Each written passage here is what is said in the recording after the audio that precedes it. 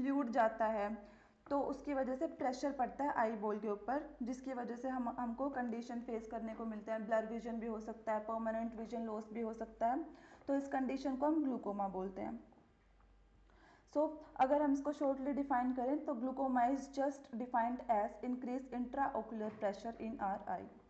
तो ग्लूकोमा के दो टाइप्स होते हैं, तो इससे काफ़ी क्वेश्चन पूछे जाते हैं एनक्लेक्स के अंदर, open ended glaucoma and close angle glaucoma. इनमें मेन डिफरेंस क्या रहेगा ओपन एंगल में एंड क्लोज एंगल ग्लूकोमा के अंदर? In open angle glaucoma this is very common age related disease condition. इसके अंदर क्या होगा, जैसे जैसे हमारी एज बढ़ती जाएगी ना वैसे वैसे हमको ये कंडीशन आ सकती है ओपन एंगल ग्लूकोमा वाली। ग्रेजुअली नेचर एज के साथ इंक्रीज होगी। इसका प्रोग्नोसिस काफ़ी गुड है because this is very common. अगर हमारी एज बढ़ रही है तो मे बी हमारा आईओपी भी टाइम के साथ बढ़ सकता है, पर इसका प्रोग्नोसिस क्यूरिंग रेट भी अच्छा है। ओल्ड एज के अंदर होगा एंड इट इज़ पेनलेस, कोई दर्द हमको नहीं फील होता और इसके अंदर बहुत ही कम सिम्टम्स आते हैं। अगर एक नॉर्मल अमाउंट में फ्लूइड इंक्रीज हुआ है आई के अंदर तो हमको कोई ना कोई भी सिम्टम फेस करने को नहीं मिलेगा, ना ही हमको पेन होगा आई के अंदर।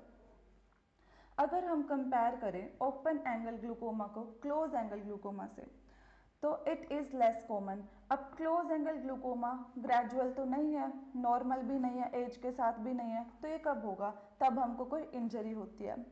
It can occur any age group, किसी को भी इंजरी है, चाहे वो बच्चा है, चाहे वो एडल्ट्स हैं या फिर ओल्ड एज पीपल हैं, तो किसी को भी क्लोज एंगल ग्लूकोमा फेस करने को मिलेगा।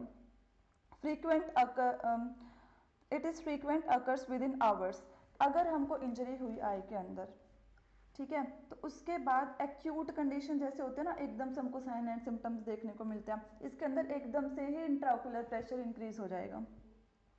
बैड प्रोग्नेसिस होगा इसका, ईजिली हम इसको क्यूर नहीं कर सकते क्योंकि आई इंजरी हुई है, क्या पता इंजरी कहाँ तक गई है, रेटिना को डैमेज किया है या क्या सीन है।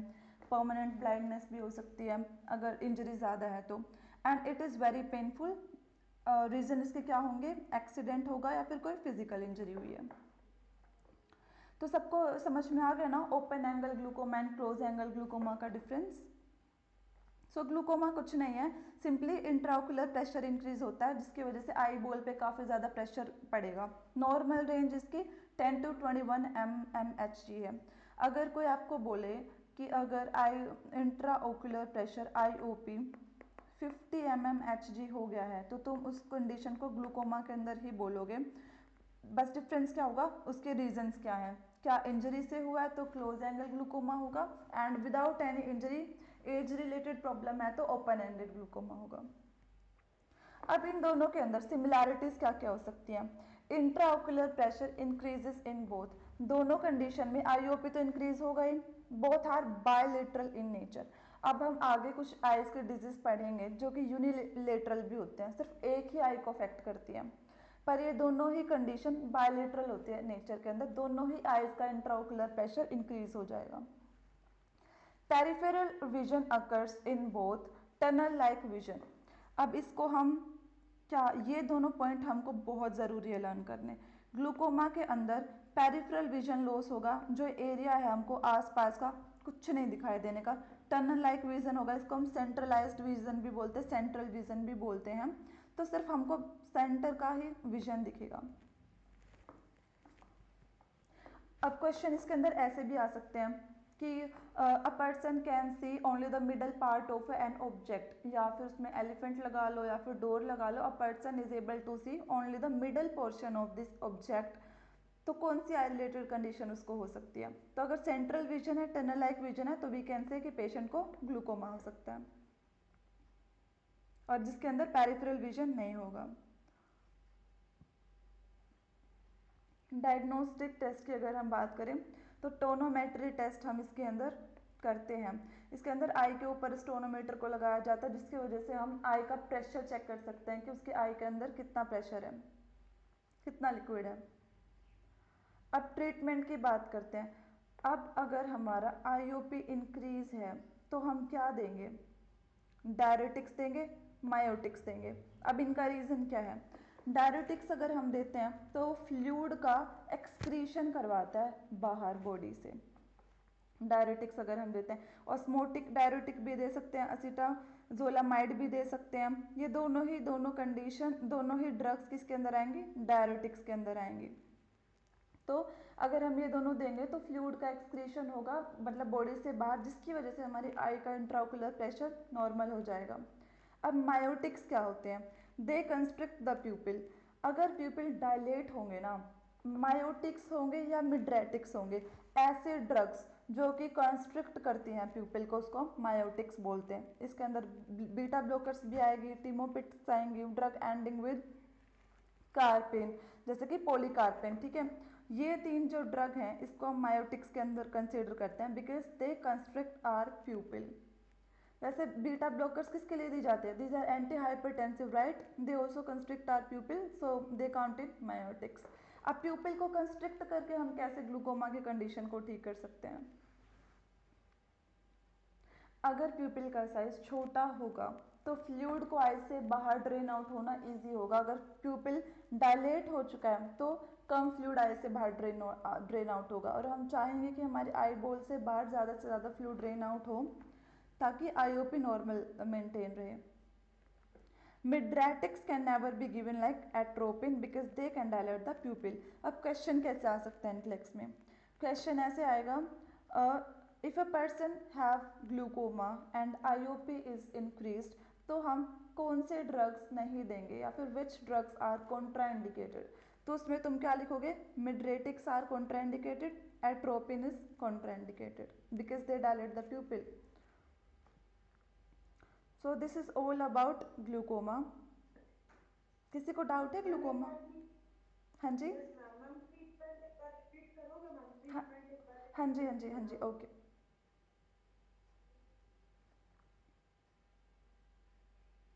ओके, ट्रीटमेंट के अंदर हम दो तरीके के ड्रग्स देते हैं। पहली आती है डायरेटिक्स कैटेगरी में से, जैसे हम मैनिटोल देते हैं, ऑस्मोटिक डायरेटिक के अंदर आते हैं, असीटाजोलामाइड देते हैं। अब ये जो ड्रग्स है ना, इनका क्या रहेगा, दोनों की दोनों ड्रग्स डायरेटिक्स के अंदर आती हैं, जो कि फ्लूइड का एक्सक्रीट आउट कराते हैं बॉडी के अंदर।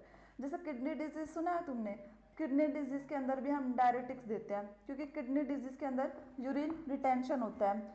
कभी किडनी डैमेज है, किडनीज का काम क्या है, यूरिन का फ्लो कराना बाहर, और हमारे जो टॉक्सिन्स हैं वो भी बाहर चले जाते हैं। अगर कभी भी किडनी डिजीज हुई तो सबसे पहला सिम्टम्स क्या आता है, अडीमा हो जाएगा, फ्लूइड रिटेंशन हो जाएगा। तो उस कंडीशन में भी हम डायरेटिक्स देते हैं ताकि एक्स्ट्रा फ्लूइड बॉडी से बाहर जाए। ऑस्मोटिक जो डायरेटिक्स आते हैं वो सिर्फ किडनी पे वर्क नहीं करते, वो जहाँ पे भी एक्सेस ऑफ फ्लूइड है वो उसको बाहर एक्सक्रीट आउट करने में हेल्प करते हैं। तो हम डायरेटिक्स का यूज़ करेंगे टू ट्रीटिंग ग्लूकोमा, जिससे हमारा आईओपी नॉर्मल रेंज में आ जाएगा। उसके बाद आते हैं मायोटिक्स। मायोटिक्स सिर्फ मायोटिक्स की कैटेगरी में आता है प्यूपिल कॉन्ट्रैक्शन ड्रग, जो कि हमारे प्यूपिल को कंस्ट्रिक्ट कर देंगे। मिड्रेटिक्स होते हैं जो कि प्यूपिल्स को डायलेट करते हैं। अगर हमको ग्लूकोमा है तो हमको मायोटिक्स देना है जो कि प्यूपिल को कंस्ट्रिक्ट करें। अब प्यूपिल कंस्ट्रिक्टेड रहेंगे ना तो स्मॉल साइज के होंगे ताकि फ्लूइड ज़्यादा से ज़्यादा आई से बाहर आ सके, उनको सरफेस एरिया ज़्यादा मिलेगा। अगर प्यूपिल डायलेटेड है तो उसका साइज भी बड़ा होगा डायलेटेड प्यूपिल का, और एक्सेस फ्लूइड हमारी आईज के बाहर नहीं आ पाएगा। इसलिए हम मिड्रेटिक्स हमेशा अवॉइड करेंगे। अगर क्वेश्चन ये आता है in glaucoma IOP is increased by 50 है मान लो आईओपी, तो विच ड्रग्स आर कॉन्ट्राइंडिकेटेड। कई बार ये भी आ जाता है कि हम कौन से ड्रग देंगे, जिसके अंदर वो एट्रोपिन भी लिख सकते हैं, तो हमको ये नहीं देनी है मिड्रेटिक्स। अब आया आपको समझ? ओके, सो ग्लूकोमा के अंदर यही था। अब हम डिस्कस करेंगे कैटरेक्ट क्या होता है।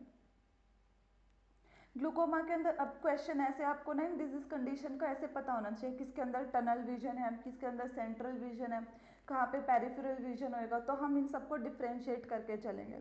आप नोट्स भी बना सकते हो साथ साथ में। अब कैटरेक्ट में क्या होगा, यूजुअली ओल्ड एज प्रॉब्लम है ये। It's an ageing progressing disease in which there is general opacity of the lens. Lens में क्लाउडीनेस आ जाएगी, एज रिलेटेड प्रॉब्लम है, and this is not painful. कोई भी अगर ग्रेजुअल प्रॉब्लम होती है या फिर एज रिलेटेड प्रॉब्लम होती है तो वैसे भी वो पेनफुल नहीं होती। It is unilateral in nature, this is the important point. हमने ग्लूकोमा में क्या पढ़ा था कि वो बायलेटरल है ना कि यूनिलेटरल। अब ये कंडीशन यूनिलेटरल होती है। ग्रेजुअल इन नेचर, एज के साथ साथ हो सकती है। जनरल ब्लरीनेस अकर्स, अब हमको क्लाउडिंग हो गई है लेंस की, तो हमको देखने में भी ब्लर विजन आएगा। तो what could be the sign and symptom of cataract, हमको क्या क्या चीज़ें कैटरेक्ट के अंदर फेस करने को मिलेंगी।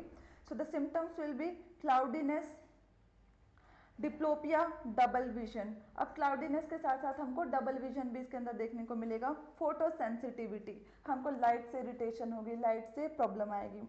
White pupil, so this is the important sign and symptoms of cataract.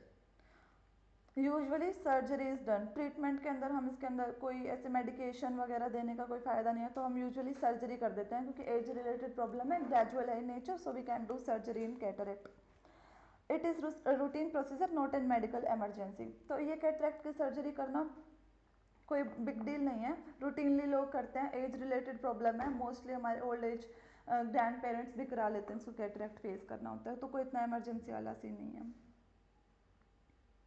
अब आता है सर्जरी के बाद क्या क्या नर्सिंग इंटरवेंशन होंगी, क्या क्या हम चीज़ें कर सकते हैं आफ्टर कैटरेक्ट या फिर ग्लूकोमा।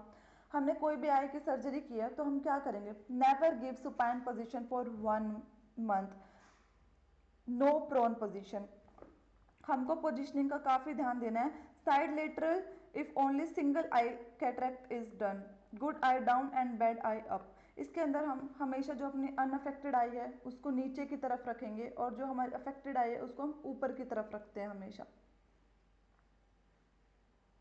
साइड लेटरल पोजीशन दी हमने, तो अब हमारे जो नॉर्मल आई है वो ऊपर रहेगी, अगर normal I sorry good I नीचे रहेगी एंड बैड आई हमेशा ऊपर रहेगी। इसका रीज़न क्या हो सकता है, अगर हम उसको नीचे रखेंगे ना हमारी जो बैड आई है, तो उससे इसके ऊपर और ज़्यादा प्रेशर पड़ेगा, तो इसको ऊपर रखेंगे। Low to semi Fowler position, this is the best position, 30 to 45 degree के एंगल पे पेशेंट को लेटाओ, सेमी पोलर पोजीशन दो, सबसे ज़्यादा कंफर्टेबल रहता है इसके अंदर।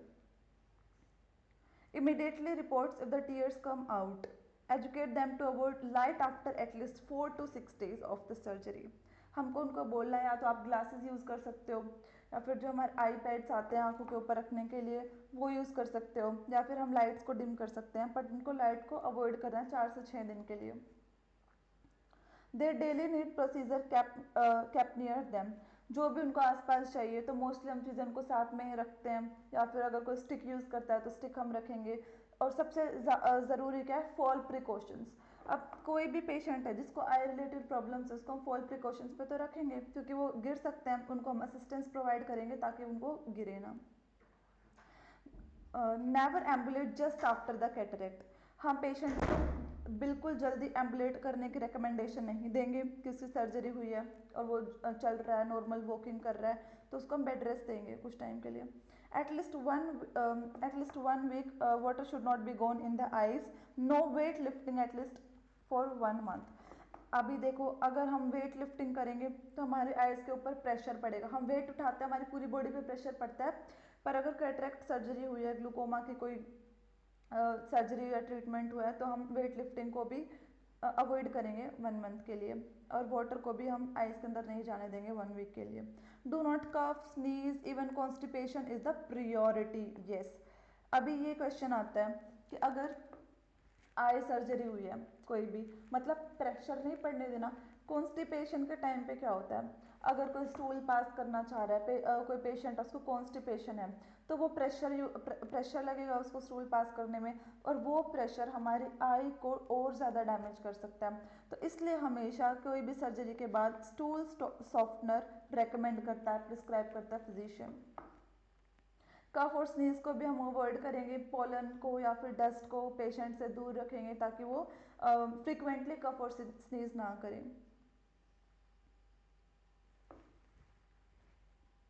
तो स्टूल सॉफ्टनर दे देंगे 1 वीक के लिए। अवॉइड कुकिंग, अब कुकिंग क्यों अवॉइड करनी है, बिकॉज हीट फ्लेम्स होती हैं, या फिर बहुत सारे ऐसे हम कुकिंग के टाइम पे इंग्रेडिएंट्स यूज़ करते हैं दैट कैन इरिटेट आवर आई, तो हम उस चीज़ को भी अवॉइड करेंगे। पाउडर, टैल्कम पाउडर है या कोई भी फ्रेग्रेंस वाला पाउडर है उसको अवॉइड करेंगे। अब उनको एजुकेशन क्या देनी है, 4 से 6 हफ्तों के अंदर आपका नॉर्मल विजन हो जाएगा। आफ्टर द सर्जरी, अब कोई सर्जरी करा रहे हैं तो हम उसको पहले ही प्री ऑपरेटिव टाइम में सारी एजुकेशन दे सकते हैं कि बिफोर सर्जरी हम आपको क्या मेडिकेशन देंगे, इंट्रा सर्जरी की ड्यूरिंग द सर्जरी क्या होगा, एंड आफ्टर सर्जरी क्या होगा, कब आपका नॉर्मल विजन होगा। तो 4 to 6 वीक अगर लगेंगे उनको नॉर्मल विजन आने में, तो तब तक हम क्या क्या चीज़ें अवॉइड कर सकते हैं कि आप ज़्यादा घूमे फिरे ना, ज़्यादा एम्बुलेट ना करें, अकेले उठकर ना जाएं, ड्राइविंग ना करें क्योंकि विजन अभी इंटैक्ट नहीं है। From the time of diagnosis till the time of surgery, patient cannot drive. Yes. Diagnose, even diagnose. अगर क्वेश्चन ये आता है, the patient is diagnose with glaucoma और cataract and they want to drive a car, what should you do? तो जैसे diagnose भी हो गया ना पेशेंट का कि उसको कैटरैक्ट है या फिर उसकी सर्जरी हुई है, तभी हम उसको प्रोहिबिट करेंगे कि उनको ड्राइविंग नहीं करनी है। तो ये नहीं है कि सिर्फ सर्जरी हुई है तो ही वो ड्राइव नहीं करेगा, even diagnosis inhibits the car driving. No hair wash because water में go into the eyes, क्योंकि हमको पता है कि 1 वीक के लिए वाटर को भी अवॉइड करना है। आई पैच एट नाइट, रात को आई पैच का यूज़ कर सकते हैं हम। If excessive etching immediately report. So this is all about the cataract. समझ में आया सबको?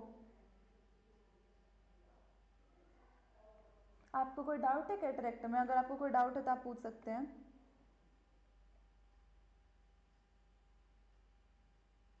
All good?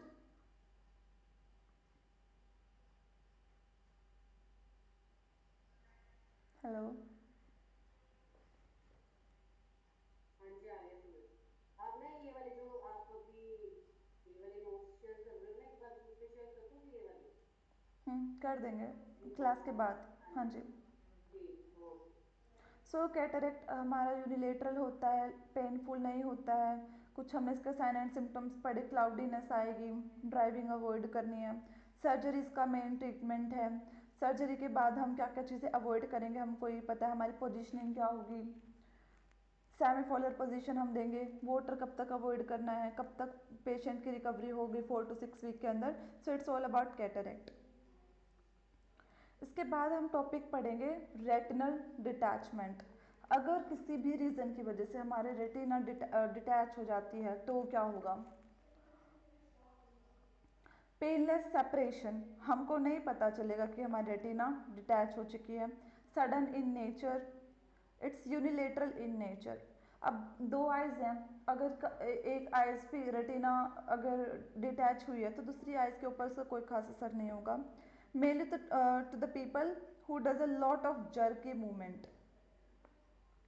अगर किसी को कोई प्रॉब्लम है स्केलेटल सिस्टम की, ठीक है, न्यूरोनल प्रॉब्लम है, जिसको चलने में प्रॉब्लम हो रही है, जिसको फॉल प्रिकॉशंस पे रखा गया है कि वो पेशेंट बार बार गिर सकता है, उसकी क्लम्पसी मूवमेंट है, वो कहीं ना कहीं टकरा जाता है, तो इन केसेस के अंदर रेटिनल डिटैचमेंट हो सकता है और ये यूनिलेटरल होता है। ओल्ड एज के अंदर, mainly in old age, because jerky movement, skeletal system weak कब होगा? तब हमारा ओल्ड एज आ जाता है, उस टाइम पे स्केलेटल सिस्टम वीक हो जाएगा, जर्की मूवमेंट हो सकती है पेशेंट को, तो रेटिनल डिटैचमेंट हो सकता है। So now the important point, hydroxychloroquine, it's an anti malarial drug. तो ये क्या कोज करेगी? रेटिनल डिटैचमेंट, क्योंकि इसका साइड इफेक्ट है। अब ज़रूरी नहीं है कि हर कोई जो हाइड्रोक्लोरोक्विनिन ले रहा है, एंटी मलेरियल ड्रग्स ले रहे हैं, उन सबको रेटिनल डिटैचमेंट हो, बट रिस्क पे आ जाते हैं क्योंकि इसका साइड इफेक्ट है। अगर तुमको क्वेश्चन में आएगा कि what are the main factors for retinal detachment, तो आप क्या लिखोगे? So what will be your answer? किसी को न्यूरोनल प्रॉब्लम है, जर्की मूवमेंट्स है, ओल्ड एज है, या फिर वो इस ड्रग को काफ़ी लंबे टाइम से यूज़ कर रहे हैं। Let's talk about the sign symptoms of retinal detachment. तो इसके अंदर हमको कर्टेन लाइक विजन लॉस होगा। सो कर्टेन्स, जैसे हमारे कर्टेन्स होते हैं ऐसे ऐसे, तो इधर का हमको नहीं दिखाई देगा, यहाँ पे ब्लैकआउट हो जाएगा। सिर्फ इतना रेटिनल डिटैचमेंट में है, पेनलेस होगा, क्या क्या सिम्टम्स आएंगे। अब आता है मैक्यूलर डीजेनरेशन। इस कंडीशन में क्या होता है? central vision loss and peripheral vision is okay. It's opposite to our glaucoma. अगर तुमको क्वेश्चन आता है ये कि क्योंकि हम कंफ्यूज होते हैं कि मैक्यूलर डिजेनरेशन में क्या होगा, सेंट्रल विजन है या फिर ग्लूकोमा के अंदर सेंट्रल विजन है। तो सेंट्रल विजन इंटैक्ट किस में रहता है, ग्लूकोमा के अंदर, एंड लॉस क्या होता है उसके अंदर, पेरिफेरल विजन। इसके अंदर क्या होगा, सेंट्रल विजन लॉस होगा एंड पेरिफेरल विजन इंटैक्ट रहेगा। तो अगर तुमको क्वेश्चन आता है कि कोई पेशेंट है या कोई पर्सन है, उसको पेरिफेरल में सारी चीज़ें दिखाई दे रही हैं पर उसको सेंटर के अंदर he is not able to see anything in the center, तो what could be the main reason? तो उसको मैक्युलर डिजेनरेशन हो सकता है। तो इसके अंदर कौन सा विजन इंटैक्ट होगा, पेरिफेरल विजन, सेंट्रल विजन का लॉस हो जाएगा। इसको कोबवेब लाइक विजन भी बोलते हैं, हेयर नेट विजन भी बोलते हैं। तो this is all about this. तो क्वेश्चन सिर्फ इतना ही आता है इसके अंदर, एंक्लेस बेस्ड। अब हम बात करते हैं आई इंजरी के बारे में। अगर किसी को आई इंजरी हो गई है बाय एनी केमिकल और एनी फिजिकल इंजरी, कोई स्टिक अगर आंख में घुस गई है या कोई गिर गया है तो कोई शार्प चीज़ उसकी आंख के अंदर घुस गई है, तो उसको क्या होगा, आई इंजरी। तो हम इन दोनों के अंदर ना प्रियोरिटीज देखेंगे कि क्वेश्चन इस हिसाब से आते हैं कि किसी को केमिकल इंजरी है, what will be the nurse priority in this. किसी को फिजिकल इंजरी है तो उस टाइम पे नर्स की क्या प्रियोरिटी होगी। इन chemical injury priority is to wash eye until the irritation finishes। और एक्सीपीआर आई हमारा लाइक फिजिशियन आता है तब तक हम क्या कर सकते हैं, तो नर्सिस को क्या करना है। सबसे पहले अगर आई इंजरी है ना तो नर्सिस को ज़्यादा एक्शन नहीं लेना होता, हम कोई ज़्यादा चीज़ें नहीं कर सकते, हमको फिजिशियन को इस चीज़ के बारे में इन्फॉर्म करना ही करना है। पर तब तक हम क्या करेंगे, किसी केमिकल से हुआ है तो हम उसको क्या करेंगे, वॉश करेंगे, इरिगेशन आई का पानी के साथ उसको वॉश करेंगे तब तक फिजिशियन नहीं आता है। एनएस का भी हम यूज़ कर सकते हैं। अफेक्टेड आई डाउन वाइल वॉशिंग, इसके अंदर हम अफेक्टेड आई को नीचे रखेंगे क्योंकि अगर अफेक्टेड आई इसके अंदर ऊपर हो गया और हम वॉश कर रहे हैं तो उसके सारे सिक्रीशन और केमिकल्स हमारे अनअफेक्टेड आई को भी अफेक्ट कर सकते हैं। तो during irrigation of any eye और during any chemical injury in any eye, तो हम क्या करेंगे, हमेशा जो अफेक्टेड आई है या फिर बैड आई है उसको हमेशा नीचे रखना है और अनअफेक्टेड आई को ऊपर रखना है, ताकि कोई भी केमिकल है वो हमारे गुड आई या फिर अनअफेक्टेड आई को अफेक्ट ना करे। वॉशिंग टाइम कितना होगा, इरिगेट कर रहे जा रहे हैं हम 20 मिनट्स के लिए, बैक टू बैक इरिगेशन चलेगा। तब तक अगर हम सिम्टम्स की बात करें, अगर पेशेंट बोल रहा है कि अब उसको इरिटेशन नहीं हो रही, तो उसके बाद हम इरिगेशन या फिर वाटर फ्लो को रोक सकते हैं। अब हम बात करते हैं, कंपेयर करते हैं फिजिकल इंजरी को। काम डाउन द पेशेंट, क्योंकि बहुत ये एक नर्सिंग रिस्पॉन्सिबिलिटी बनती है, क्योंकि किसी को कोई लाइक कोई ऑब्जेक्ट है वो अगर आई के अंदर घुस गया तो कितना ज़्यादा पैनिक होगा पेशेंट को। सबसे पहले प्रायोरिटी हमको कि हमको काम डाउन करना है पेशेंट को। Cover both I with the help of cup and call the HCP। हम किसी भी चीज़ से आई को कवर करेंगे, या हमारे पास कोई कर्टेन है, हमारे पास कोई क्लोथ है, हम कवर करेंगे। आइस कप्स का भी हम यूज़ कर सकते हैं। तब तक फिजिशियन नहीं आता, उसको हम बिल्कुल भी छेड़ेंगे नहीं, हमको सिर्फ उसको बोलना है आप काम डाउन रहिए, फिजिशियन आने वाले हैं, इतने हम कुछ नहीं कर सकते। Never touch the object with in I, just call the HCP। गलती से भी हमने उसको नेवर एवर, चाहे कितना छोटा ऑब्जेक्ट है या फिर कितना भी बड़ा ऑब्जेक्ट है, अगर किसी भी आई के अंदर फिजिकल इंजरी है हमको उसको टच कभी नहीं करना। तो this is all about I injury, physical and chemical. किसी को डाउट है इसमें? मैम ये बैड आई है और गुड आई है। ओके, बैड आई का मतलब है जो हमारी अफेक्टेड आई है, जिसके अंदर प्रॉब्लम है। गुड आई का मतलब है जो कि अनअफेक्टेड आई है हमारी।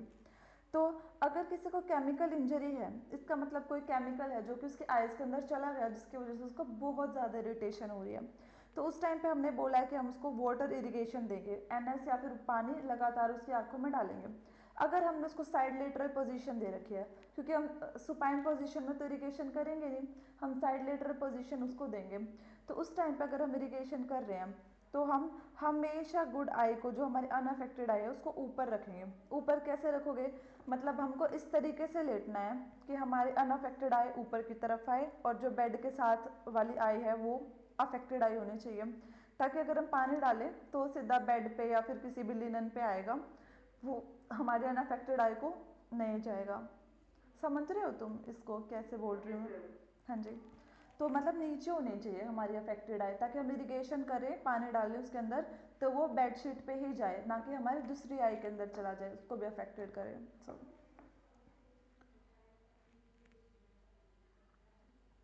ओके, अब हम बात करेंगे स्नेलन्स चार्ट के बारे में। ये तो सिर्फ हमारे विजन टेस्ट के लिए है, ये चार्ट जो बेसिकली हमारे ए टू जी तक होता है, ए से स्टार्ट होता है, उसके बाद लेटर्स छोटे छोटे होते जाते हैं। तो इसके अंदर बेसिकली हम कैसे हमारी आई टेस्टिंग करते हैं। Chart which is use to check the vision for adult either 20 feets and 6 metre. इसके अंदर अगर क्वेश्चन आता है ना, तो मेनली ये चीज़ें आती हैं कि एडल्ट के अंदर हम टेस्ट कर रहे हैं, आई टेस्ट करें स्नेलन चार्ट से, तो हम कितना डिस्टेंस रखेंगे, 20 फीट 6 मीटर के डिस्टेंस को हम रखेंगे। 12 ईयर से अगर कम है तो 10 फीट एंड 3 मीटर्स का हम डिस्टेंस रखेंगे।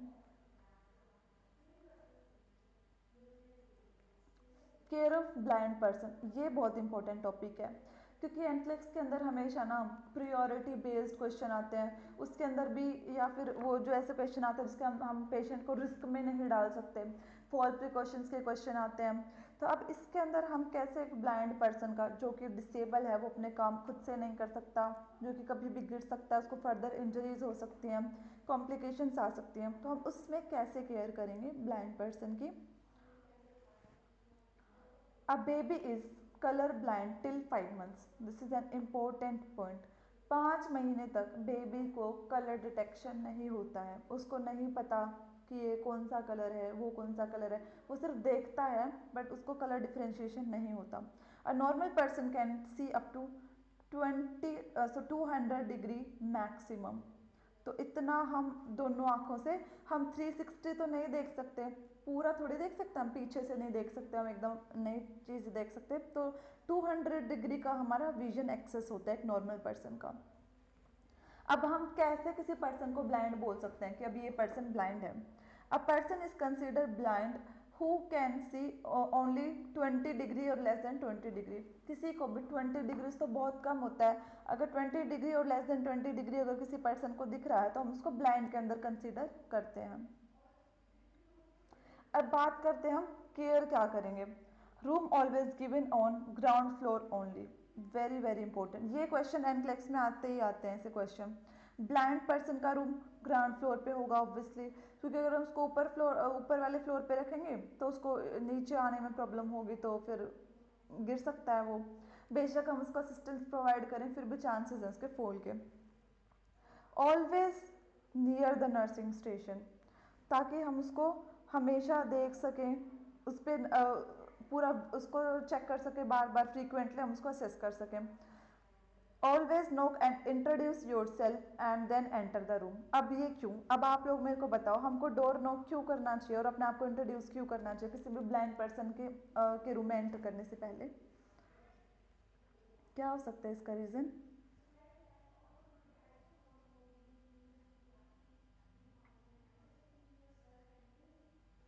पता है किसी को?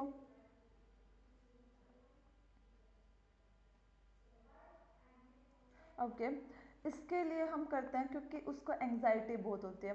सोचो आपकी आंखें आप बंद कर रहे हो, आप ब्लाइंड हो मान लो, उसके बाद कोई भी पर्सन आपके रूम में आ रहा है, तो कितने आप एंग्शियस हो जाओगे, क्या पता कौन है हमारे रूम के अंदर, बहुत ज़्यादा एंग्जाइटी हमको होगी। तो हमेशा पहले डोर नॉक करना चाहिए उसकी, ताकि उसको एंग्जाइटी ना हो, उसको शेम फील ना हो कि कौन हमारे रूम में आया है, क्योंकि वो एकदम से हड़बड़ा जाते हैं, वो बोलते हैं कौन है ऐसी चीज़ें। तो हम हमेशा पहले रूम नॉक करेंगे उनका, डोर नॉक करेंगे, उसके बाद हम इंट्रोड्यूस कराएंगे कि like I am your nurse for today and हम ये प्रोसीजर करने वाले हैं आपके साथ, ताकि एंड उसको, जो ब्लाइंड पीपल है ना, उनको मोस्टली हम क्या करते हैं कि जो नॉन टू नर्सेज है ना, मतलब 3-4 नर्सेज हैं जो उनकी केयर के अंदर हैं, हम उनको चेंज नहीं करते, ताकि वो आए उनके आवाज़ से उनको पहचाने और उनके साथ वो कंफर्टेबल फील करे ड्यूरिंग द केयर। तो हम इंट्रोड्यूस कराएंगे, उसके बाद हम एंटर करेंगे रूम के अंदर। At the time of orientation, explain them everything and tell them to consider bed at center. अभी देखिए, हम एक ब्लाइंड पर्सन को, अगर आप किसी विजन वाले पर्सन को ओरिएंट करा रहे हो कि यहाँ पे तुम्हारा टेबल है, यहाँ पे तुम्हारी बुक्स हैं, तो तुम उसको इजीली ओरिएंट करा सकते हो अपने रूम से। पर अगर पेशेंट ब्लाइंड है तो हम उसको एक स्पेसिफिक पॉइंट देंगे कि आपके बेड से इतनी दूर वो चीज़ रखी है, आपके बेड से लेफ्ट साइड वो चीज़ रखी है, तब जाकर उसको ये चीज़ समझ में आएगी। बेड को हम उसका सेंटर बोलेंगे, consider your bed as your centre point. जहाँ पे उसका बेड है वहाँ उसको सेंटर पॉइंट बोलेंगे। फिर हम बोलेंगे कि on the left side of your bed there is your side table. Left side side table है, राइट साइड में हमने आपके ग्लासेस रखे हुए हैं, फिर आपकी स्टिक रखी हुई है, आपका फूड कहाँ पर है, वो राइट राइट है या लेफ्ट है, कहाँ पे रखा है। तो हम ऐसे उसको ओरिएंट करेंगे उसके रूम के। तो ऐसे से उसको हैबिट हो जाएगी, ओरिएंट हो जाएगा वो, तो उसको पता चल जाएगा कि कहाँ पे कौन सी चीज़ रखी है, तो it will help them. Call bell must be bed side. Blind person को कभी भी किसी भी चीज़ की ज़रूरत हो सकती है, तो हमको मेक श्योर करना है कि उसके बेड साइड में कोल बेल हमेशा होना चाहिए, ताकि उसको नीड है तो वो नर्सेज को बुला सके। साइड रेल्स अप, तो ये सारी चीज़ें फॉल प्रिकॉशंस के अंदर भी आते हैं कि साइड रेल अप करी जाएं, ताकि अगर कोई वो बाय चांस वो सो रहा है और वो टर्न कर रहा है तो वो गिर सकता है, तो हमेशा हमको ब्लाइंड पर्सन की साइड रेल को अप रखना है। मोशन सेंसर रखने हैं ऑन द बेड, ताकि नर्सिस को पता लगता रहे कि उसने कोई मूवमेंट की है तो वो आकर चेक कर सकें। तो ये फॉल प्रिकॉशंस हम रखेंगे ब्लाइंड पर्सन के लिए, ताकि उनको कोई प्रॉब्लम ना आए। इसके बाद हम क्या कर सकते हैं, talking clock must be in the room. Watch है, blind person can not see, so the clock should be talking clock, जो कि टाइम बोलकर बताए। Always take permission before touching them, because they feel very very anxious. अगर कोई उनको touch करता है और उसको नहीं पता कि वो उसको टच करने वाला है, तो it will be disturbing for them. तो हमेशा किसी भी ब्लाइंड पर्सन को टच करने से पहले उनके परमिशन लेते हैं। RN should stand on the weaker side of the patient as और as front side is weak. अब आरएन को हमेशा कहाँ खड़ा होना चाहिए अगर वो पेशेंट ब्लाइंड है तो? पहली बात तो will be on the back side, front side कहाँ पे खड़ी होगी, हमेशा फ्रंट पे खड़े हो या फिर उसके वीकर साइड पे खड़ा होना है, क्योंकि पेशेंट जहाँ से वीक है, ये तो हम डिसेबिलिटी वाले पेशेंट के साथ भी करते हैं, जहाँ से उसके चांसेस है कि वो गिर सकता है, या फिर जहाँ से उसको विजन अच्छे से नहीं दिख रहा, तो हमको वहाँ पे ही उसको सुपरविजन प्रोवाइड करनी है। कि उसको मान लो लेफ्ट आई से उसको बहुत कम दिखता है, तो हमेशा हम उसके लेफ्ट साइड खड़े होंगे, ताकि हम उसको वहाँ पे सुपरवाइज कर सकें, असिस्ट कर सकें।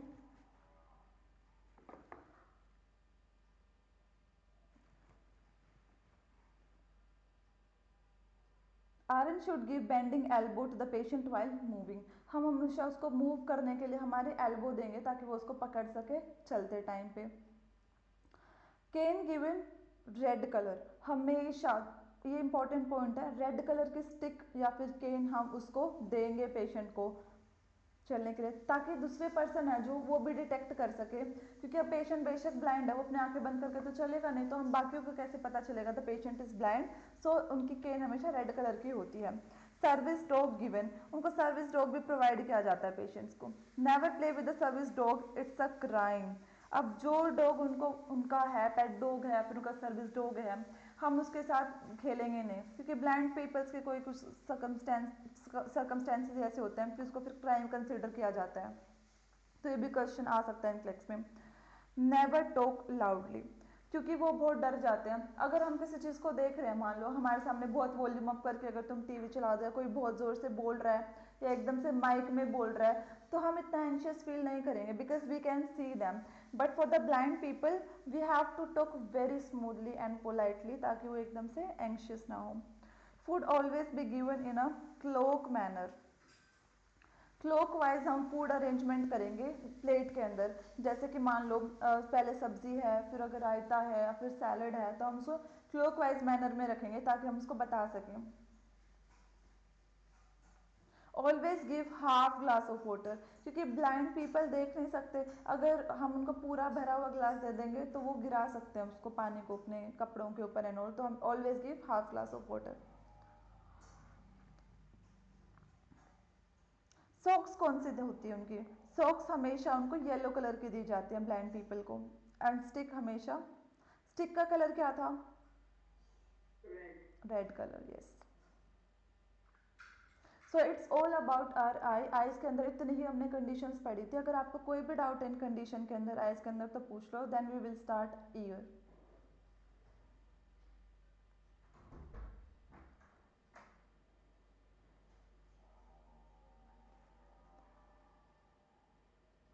Okay, let's start the ear. तो ईयर के अंदर फर्स्ट टॉपिक है हियरिंग एड। अब हियरिंग एड काफ़ी ज़्यादा पॉपुलर टॉपिक है एनक्लेक्स का, क्योंकि जो हम एनक्लेक्स हमेशा ना डिसेबिलिटी को काफ़ी ज़्यादा प्रायोरिटी देता है कि कोई सुन नहीं सकता, कोई देख नहीं सकता, तो हम उन पेशेंट के साथ कैसे डील कर सकते हैं। अब विजन की अगर प्रॉब्लम है, कोई बिल्कुल ब्लाइंड हो चुका है, 100% ब्लाइंड है, तो हम उसको सिर्फ असिस्टेंस ही प्रोवाइड कर सकते हैं। पर ईयर के अंदर हम अगर कोई सुन नहीं सकता तो we can provide them hearing aid. Okay, wear all day but remove before bed. हमको हमेशा हियरिंग एड को पूरे टाइम पहनना है, जो भी सुन नहीं सकते, पर हमेशा सोने से पहले हम उसको रिमूव करके सोएंगे। Machine should always always be charge. अब मशीन को हमेशा चार्ज क्यों रखना है? बाय एनी चांस अगर हम पेशेंट को कोई बात बता रहे हैं, कोई इंस्ट्रक्शन दे रहे हैं जिसको फॉलो करना है, और उस टाइम पर उसकी चार्जिंग ना हो और बैटरी लो हो जाए या फिर वो सुन ना पाए, तो इट कैन बी डिस्टर्बिंग। तो always and always charge our hearing aid. Second, battery should be carries all the time. By any chance अगर उसकी बैटरी डिस्चार्ज हो जाए तो हमको हमेशा सेकेंड बैटरी भी अपने साथ रखनी है। Before shower remove it. तब क्वेश्चन कैसे कैसे आएंगे कि हमको हियरिंग एड को कब कब लगाना चाहिए, कब कब रिमूव करना है।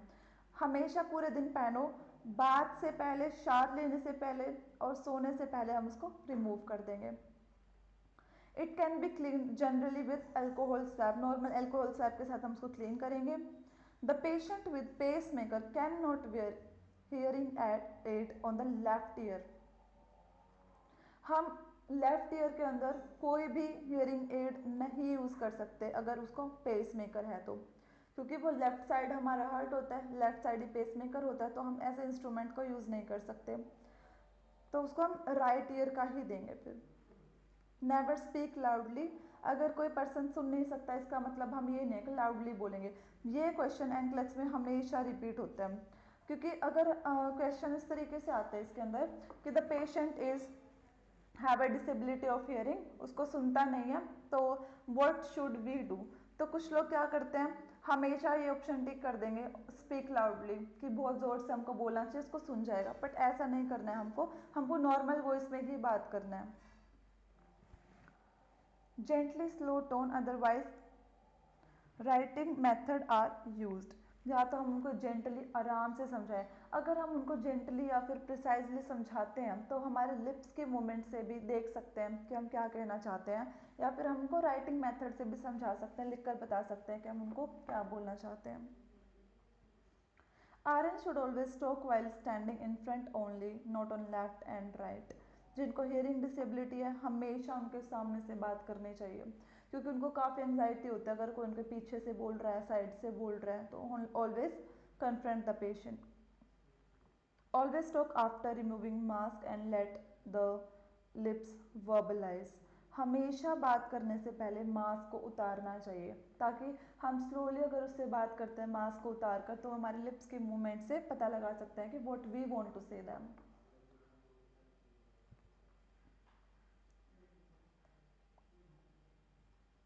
No distraction should be there, door closed.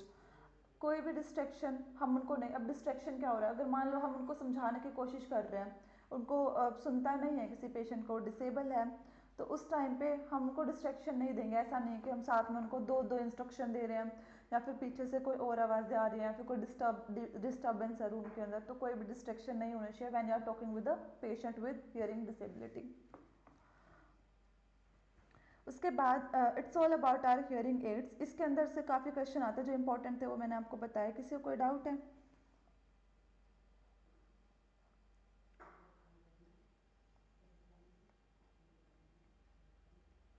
Okay, now let's start the otitis media. Otitis media, inflammation of our middle ear. By any infection, any bacterial infection, there will be infection of middle ear. We can call it otitis media. So इसके अंदर क्या होगा? Common in child below the age of 5 years. अब इसके अंदर common क्यों है? बच्चों के अंदर ओटाइटिस मीडिया कॉमन क्यों है? बिकॉज वो प्रोन होते हैं इन्फेक्शन से, क्योंकि कुछ बच्चे अपने हैंड वॉश नहीं कर रहे, या फिर वो उनको पता नहीं है कि कैसे उनको हाइजीन मेंटेन करनी है, तो वो इजीली ग्रैब कर सकते हैं इन्फेक्शन को, इसलिए कॉमनली ये 5 ईयर्स के बिलो बच्चों को होता है। Most commonly with recurrent throat infection. हमारा आई ईयर का एंड थ्रोट का जो कनेक्शन होता है ट्यूब से, अगर हमारे थ्रोट के अंदर बहुत बार बार इन्फेक्शन हो रहा है, बार बार हमको टॉन्सिलाइटिस हो रहा है, ये कंडीशंस आ रही हैं, तो हमको ओटाइटिस मीडिया भी हो सकता है। पेन होगा, pus formation, child will pull that ear frequently. हमको कैसे पता चलेगा? अगर उसको कान में पेन हो रहा है, फिर वहाँ पे पस है, तो बार बार उस ईयर को छेड़ेगा, तो हमको मालूम चल सकता है। फीवर होगा, इन्फेक्शन के अंदर हमेशा पेन, स्वेलिंग, फीवर ये सब आते ही हैं। Antibiotics will be given because it's an bacterial infection, तो हम एंटीबायोटिक्स देंगे। Swimming is a reason for otitis externa, not for otitis media. ये चीज़ तुमको मार्क करनी है एज इम्पोर्टेंट। अगर तुमसे पूछा जाए enlist the reason and causes of otitis media, तो तुम लोग उसमें स्विमिंग को एनलिस्ट नहीं करोगे, you have to write for otitis externa. अगर हमारे पीना के अंदर इन्फेक्शन है, हमारे एक्सटर्नल ईयर के अंदर इन्फेक्शन है, तो वो स्विमिंग से हो सकता है। तो otitis media patient can swim but with well weird swimming costume. Otitis media वाला पेशेंट स्विम कर सकता है क्योंकि उसको उससे कोई इतना इश्यू नहीं है, पर स्विमिंग कॉस्ट्यूम उसको ढंग से पहननी है। Swimming is Contra indicated for otitis externa, external ear का इन्फेक्शन है तो। Sleep with affected year down without medication and sleep with affected year up with medication. अगर हमने कोई ईयर ड्रॉप्स डाली है, तो उस टाइम पे हम अफेक्टेड ईयर है जो हमारा, उसको ऊपर रखेंगे ताकि वो मेडिकेशन है वो अच्छे से अपने ईयर के अंदर जाए और उसका फ्लो अच्छा हो, क्योंकि हम बात यहाँ पे साइड लेटरल पोजीशन की कर रहे हैं। तो साइड लेटरल पोजीशन के अंदर हम हमेशा अफेक्टेड आई को, अफेक्टेड ईयर को ऊपर रखेंगे अगर हमने कोई मेडिकेशन डाली है तो। अगर कोई मेडिकेशन नहीं डाली है तो हम उसको नीचे की तरफ ही रखेंगे। So it's all about otitis media and externa. Now we will discuss the Meniere's disease. अब मीनियस डिसीज के अंदर क्या होगा? एक्सेसिव वर्टिगो, इसके अंदर बहुत ज़्यादा पेशेंट को चक्कर आएगा, सर घूमेगा।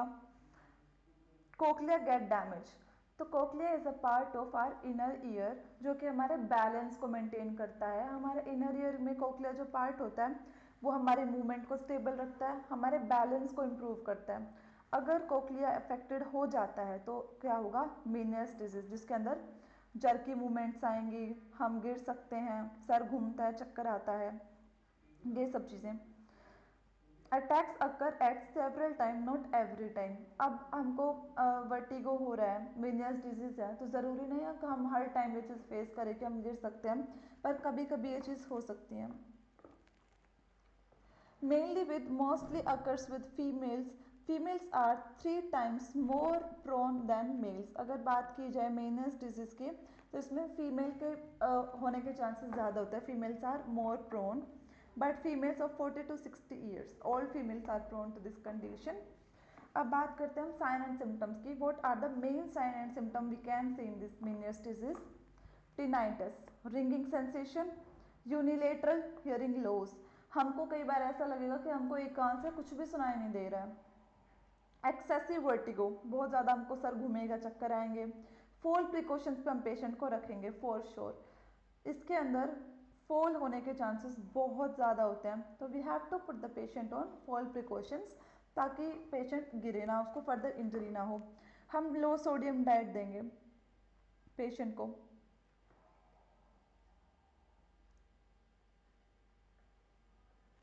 सो it's all about our topic Meniere's disease. Ear के अंदर हमने ओटाइटिस मीडिया पढ़ा, मेनियस डिजीज पढ़ा और हमारी हियरिंग एड्स पढ़ी, बाकी हमने आई के टॉपिक पढ़े। किसी को भी डाउट है आज के लेक्चर में अभी तक, आप यू कैन आस्क।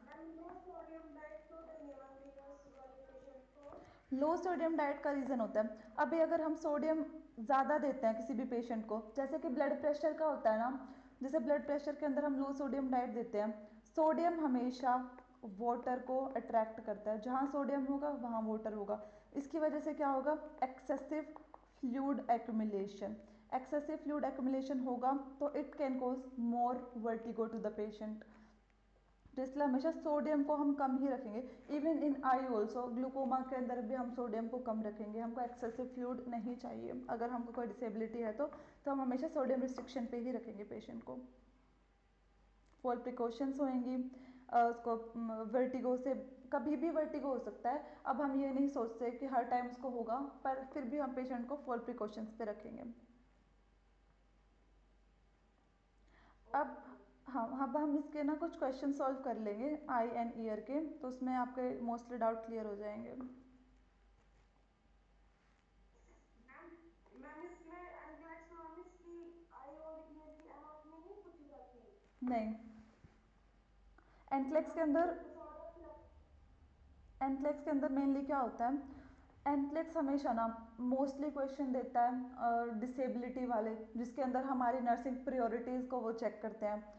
या फिर जैसे कि डिफरेंशिएशन वाले की ग्लूकोमा के अंदर सेंट्रलाइज विजन है और किसी उसके अंदर पेरिफेरल विजन लॉस होगा है कैसे, तो इस तरीके से ना ट्रिक करते हैं, बस क्वेश्चंस को घुमा देते हैं, पर वो पूछते हमेशा इसी चीज़ के ऊपर हैं, प्रायोरिटीज़ के ऊपर। हम नर्सिंग एक्शन क्या होगा, अगर ऐसी कंडीशन है हम क्या असेस करेंगे पेशेंट के अंदर।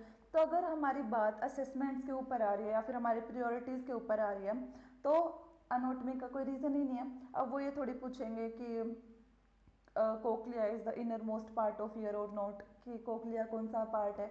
हाँ, बस तुमको इतना पता होना चाहिए कि जैसे मेनियस डिजीज के अंदर अफेक्ट क्या होता है, हमारा कोक्लिया होता है, जिसकी इसी कोक्लिया के अफेक्ट होने की वजह से हमारा बैलेंस डिस्टर्ब होता है, वर्टिगो होता है, जर्की मूवमेंट्स आ सकते हैं, हम पेशेंट को फॉल प्रिकॉशंस पे रखेंगे।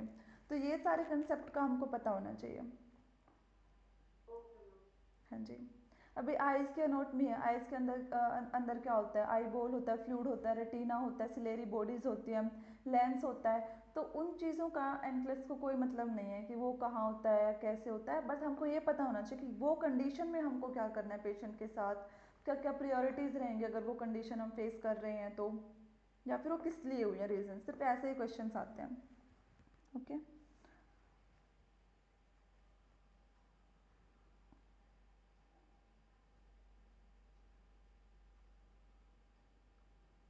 Now we will check for the questions.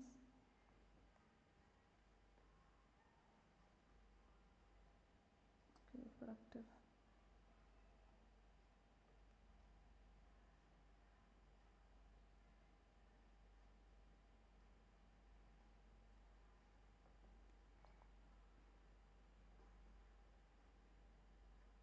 Okay, so ये हमने जो टॉपिक्स पढ़े थे, जैसे ग्लूकोमा हो गया, मैकुलर डिजेनरेशन हो गया, कैटरेक्ट हमने पढ़ लिया।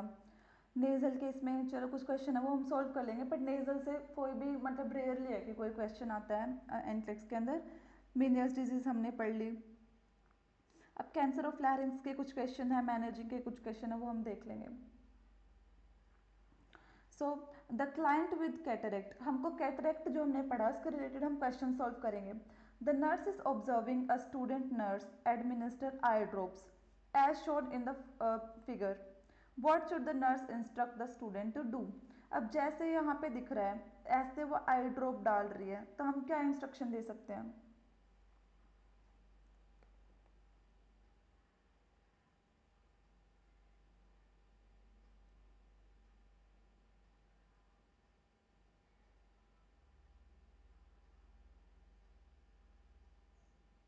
मैम सी और सी, administer the drop. yes, C will be the right answer. Now read the question number 2. Administer the drop in the center of lower lid, हम उसको administer करते हैं आई ड्रॉप्स को। अब हम बात करते हैं क्वेश्चन नंबर 2 की। One day after cataract surgery, the client is having discomfort from the bright light. The nurse should advise the client to do what? उसको रूम के अंदर ब्राइट लाइट से प्रॉब्लम हो रही है, तो क्लाइंट को हम क्या इंस्ट्रक्ट करेंगे। Read the option, this is very easy question.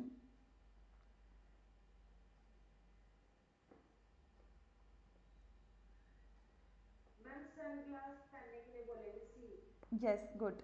Use sunglasses that wrap around the side of the faces when light is bright. आपने देखा होगा कि मतलब हमारे कोई ग्रैंड पेरेंट्स हैं, अगर वो अपनी आंखों की कोई सर्जरी कराते हैं तो वो अब बड़े से ब्लैक सन ग्लासेस पहनते हैं जो साइड से भी कवर होते हैं, तो वो हम उनको रेकमेंड करेंगे पहनने के लिए।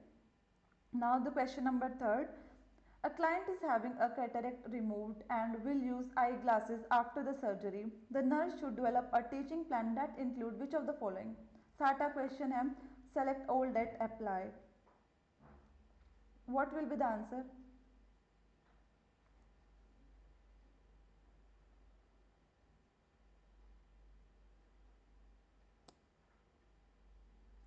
गैस करो, आपको जो भी लग रहा है ना आंसर आप वो बता सकते हो।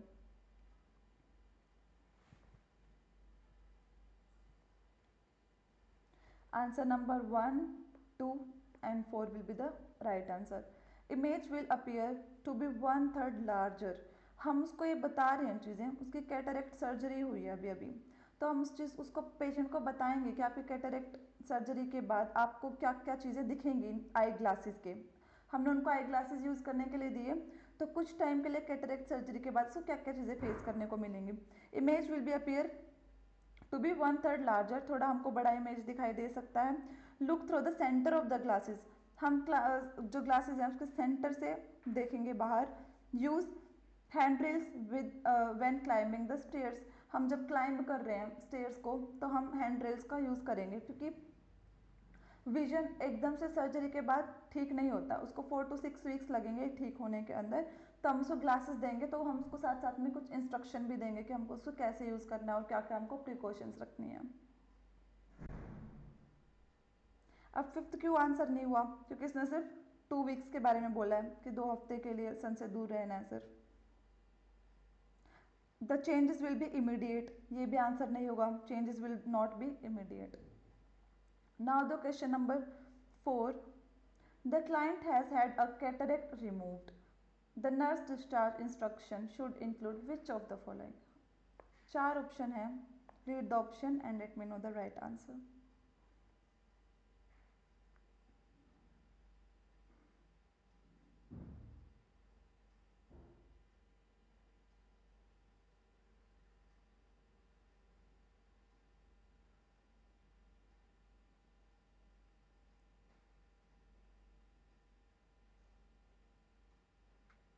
Answer number 3 will be the correct. Use N I shield at night, हम उसको बोलेंगे आप आई शील्ड का यूज करें रात में, क्योंकि जैसे ही वो, अब हमने उसको डिस्चार्ज किया पेशेंट को, तो आई शील्ड अगर वो यूज़ करेगा ना तो आफ्टर सर्जरी उसको उसको उसको प्रॉब्लम नहीं आएगी, तो answer number 3 will be the correct. Now let's read the question number 5. The client with the cataract tells the nurse about being afraid of being awake during eye surgery.